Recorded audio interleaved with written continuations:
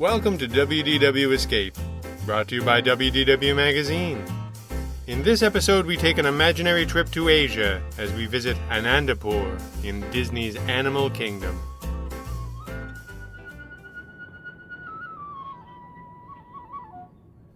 This is all beginning to sound a little bit educational. You tried to explain to the children that Asia is actually an awfully big place and is home to an incredibly diverse array of peoples and cultures, and that is when they started to look at you sideways. This is supposed to be vacation, says one. Yeah, no learning stuff. The other agrees. But, you try to explain while still sounding like you're having as much fun as possible. The Disney Imagineers combined cultural elements from many places, including India, Thailand, Indonesia, and Nepal, to create this place, which they named Anandapur, which means place of all delights. They look around at the colorful buildings, the painted signs, the waving flags. So, is this from a movie? No, it isn't from a movie. It's real. You just said it wasn't real. Never mind what I said, you say, feeling nostalgic for the days when they believed whatever you told them without question. Look, that cart has roasted corn. Fortunately, roasted corn has lost none of its powers to distract, and for several minutes you walk and snack together in peace. You stop in front of a large, ramshackle structure surrounded by bamboo scaffolding, as if to suggest it is a construction site in Anandapur. A sea of smiling faces are pointed up toward the heights, leaving no question as to where the show is happening. High above, a lithe, athletic shape twists and turns through the air as it navigates a course through the structure. Hand over hand it races, pursued by another, and another. The crowd far below gasps in astonishment as the animals tumble and play, looking for all the world as if they could keep up their giddy pace all day, which they almost certainly will.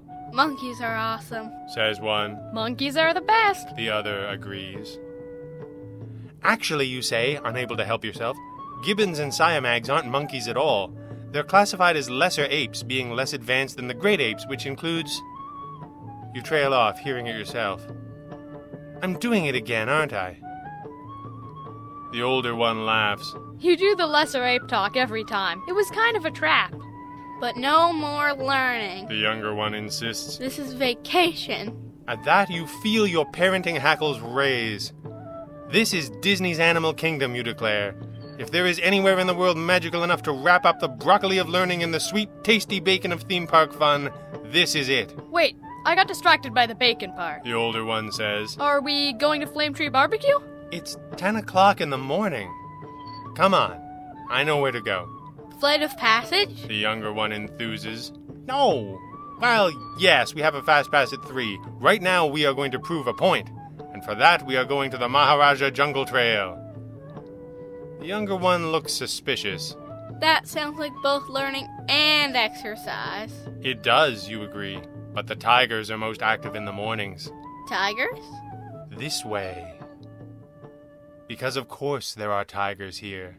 And lion-tailed macaques and Komodo dragons and so much more.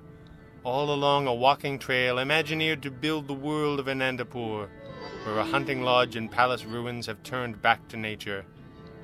They have become enveloped in vines and new growth, which bring the treasures of the forest closer than ever seemed possible. You step up to the Komodo Dragon enclosure and immediately begin to read the sign aloud. You know that we can both read, right? The older one says, amused. You hesitate. But I always read the signs. Right.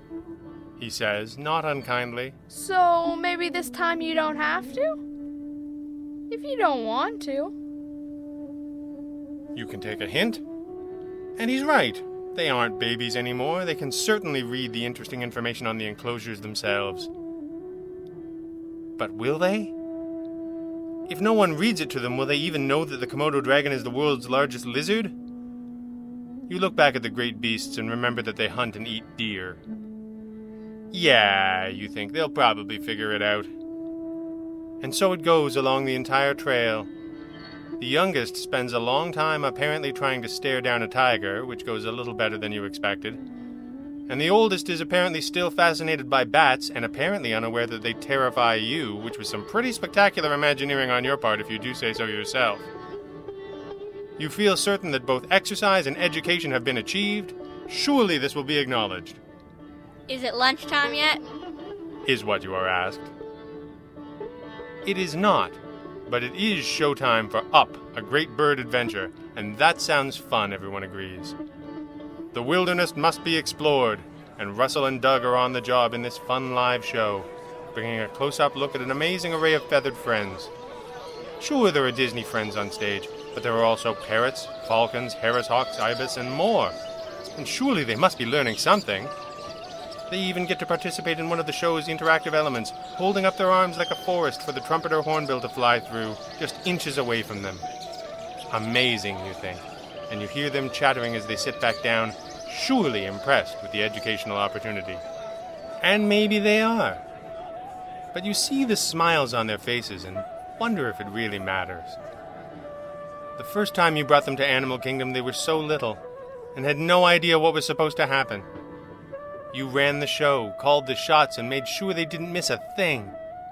You were the ace trip planner, tour guide, and churro distributor all rolled into one. Maybe letting go of some of that doesn't mean letting go of them, or of this place that you all love. Maybe it's worth a try, you think, as the crowd erupts again in applause. Back on the streets of Anandapur, you let them take the lead, and you are immediately taken by the hand and pulled to Kali River Rapids by the pair of them, laughing wildly with anticipation as they walk. You see the line of children gathered at the bridge, blasting wildly with mounted water guns at rafts waiting to disembark. No one leaves this ride dry. Come on! They insist. There's a whole bunch of stuff in the ride queue about logging and conservation and stuff. And then there's that part of the ride where there's been a fire. Very educational. You are stuck and you know it. But you aren't falling for any of this. You have a complicated history with this ride and they know it. No one leaves Kali River Rapids dry. But somehow, no matter where you sit, you wind up so much wetter than everyone else. This is gonna be great! The older one says, watching you strap yourself in. Very educational. The younger one agrees. The raft releases and spins as it locks in the track up to the launch. Somehow it happens. You spin to the left side. The left side is always the driest. You might not even get caught in the first water jet at all. Except of course you do. Somehow the ride does what it has never done in all the times you have ridden it, and the rider on the far left is soaked to the skin, and of course that is you. As the raft rumbles to the end of its run, everyone is wet, and everyone is laughing. But you are so wet you don't even notice the crowd on the bridge with the sprayers. As you shake yourself off to drip dry, you indulge in another family tradition and ask the younger one in a loud voice if she is finally ready to take a ride on Expedition Everest. Yep. She says. Today's the day. Your face falls. This has kind of backfired on you. You've been talking a good game for years, confident that your littlest one would always blink first, and she always has. But not today. Today is the day that Everest gets conquered. The truth of the matter is that Big Thunder Mountain is just about the limit for you, and the thought of hurtling backwards at high speeds as you flee from an angry Yeti is a little more unsettling than the bats were. You make a last, desperate attempt to distract them with the offer of a Mickey pretzel, with extra cheese sauce. But it is to no avail. Today is the day, so time to dad up. Minutes later, you are shaken and wobbly-kneed, but at least the whipping wind has left you drier. You stagger to a bench and hope that your internal organs will catch up with the rest of you soon. Your offspring are just as wobbly, but laughing. Always laughing. Well, you say, maybe this morning wasn't so educational after all. What? The older one protests. I learned that you make the same little noise when a Yeti is chasing you as you make when you see the bats.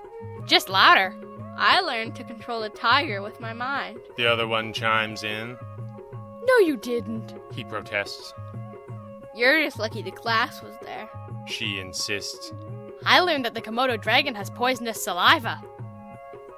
They read the signs. You look at the pair of them, beaming at you in the bright sunshine.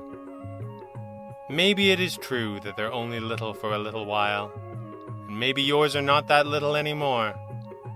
But they are yours, and you are theirs.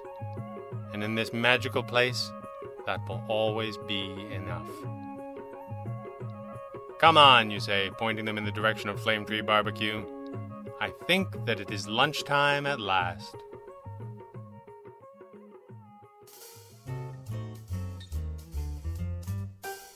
You have been listening to WDW Escape, presented by WDW Magazine. If you enjoyed this magical moment, you're sure to love the all-new content in every issue of WDW Magazine. Still missing Walt Disney World? Subscribe to WDW Magazine at wdw-magazine.com. You'll be transported right back to your happy place. Use coupon code PODCAST for $10 off an annual digital edition. From all of us here at WDW Magazine, have a magical day.